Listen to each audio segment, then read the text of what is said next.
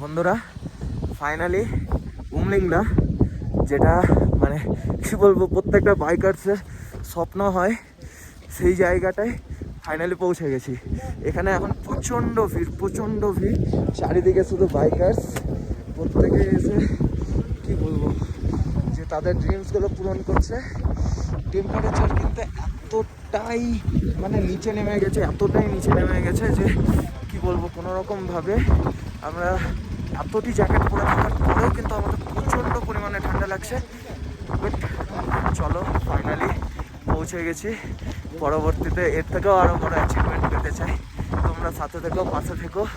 এবং আমি তো খুব একটা ছোট ইউটিউবার, হয়তো বা ইউটিউবার না বললেও হয়তো চলবে, বাট সাপোর্ট যদি থাকে তাহলে একদিন হয়তো এর থেকেও বড় হতে পারবো। তো দেখে নাও। দেখছি